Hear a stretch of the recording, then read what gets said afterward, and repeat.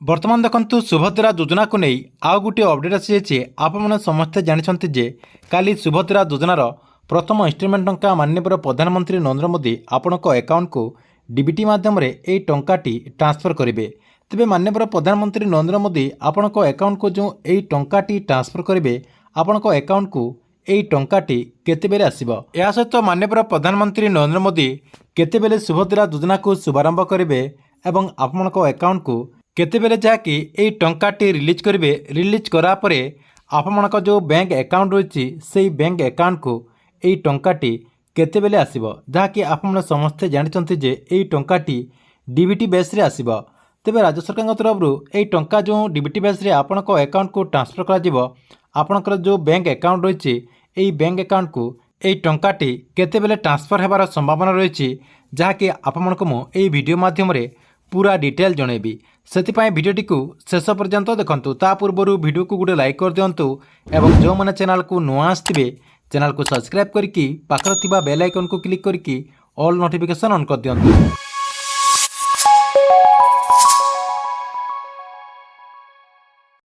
देखंतु आसंता काली केतेबेले खाता को आसीबो सुभद्रा योजनार टंका क्यों समझे आपने आपणकर जो बैंक अकाउंट रही से बैंक अकाउंट को चेक करें। काली सुभद्रा योजनार शुभारंभ करा जहाँकि माननीय प्रधानमंत्री नरेंद्र मोदी ओडिशा को आसिकी सुभद्रा योजना को शुभारंभ करेंगे। या सहित सुभद्रा योजनार प्रथम किस्ती हिताधिकारी को 5,000 टंका लेखाएं ट्रांसफर करेंगे। या सहित आपने समस्ते जानते जे सुभद्रा योजनार समस्त हिताधिकारी अकाउंट को 1 टंका लेखाएं जहाँकि सरकार तरफ ट्रांसफर कर ओडिशार समस्त महिला माने वर्तमान खुशी रे अछंती। सहर ठू गाँ राज्यव्यापी सबुआड़े जहाँकि सुभद्रा योजना को नहीं उत्कंठा भरी रही जमापड़ी। यार भितर गाँ रु सहर सबुठी जहाँकि सुभद्रा योजना को नहीं चर्चा होची। आउ यार भितर जो महिला माने सुभद्रा योजना पर आवेदन करथिले सेमानक अकाउंट को जहाँकि सरकार तरफ 1 टंका लेखाएं जहाँकि ट्रांसफर करा सरिछि जहाँकि सेमानक अकाउंट को यही टंकाटी आसी जाइछि। या सहित बाकी टंका जहाँकि सेप्टेम्बर 17 तारिख में से हिताधिकारी को ट्रांसफर करा यार भितर आपमनक पई आउ गोटे मो अपडेट नहीं आछि जहाँकि माननीय प्रधानमंत्री नरेंद्र मोदी काली जो ओडिशा को आसबे एवं ओडिशा रे सुभद्रा योजना को जो शुभारंभ करेंगे। माननीय प्रधानमंत्री नरेंद्र मोदी ओडिशा को केतेबेले आसबे एवं केतेबेले तांकर प्रोग्राम रही जहाँकि जनता मैदान रे केतेबेले आपणकर जो सुभद्रा योजना रही सुभद्रा योजना को शुभारंभ करेंगे ता सहित आपणक अकाउंट को केतेबेले सुभद्रा योजनार टंकाटी ट्रांसफर करा एवं ट्रांसफर हो गला परे आपणक अकाउंट को यही टंकाटी केतेबेले आसीबो जहाँकि आपने यही टंकाटी को आपणक अकाउंट रे चेक करें। देखंतु माननीय प्रधानमंत्री नरेंद्र मोदी काली दिन 11:15 रे जहाँकि ओडिशा रे पहुँचे। ओडिशा रे सर्वप्रथमे प्रधानमंत्री आवास योजना जो सहरांचल रही से सहरांचल जो हिताधिकारी रही केते जन हिताधिकारी सहित से किछि आलोचना करेंगे जहाँकि प्रधानमंत्री आवास योजना को नहीं से किछि आलोचना करेंगे।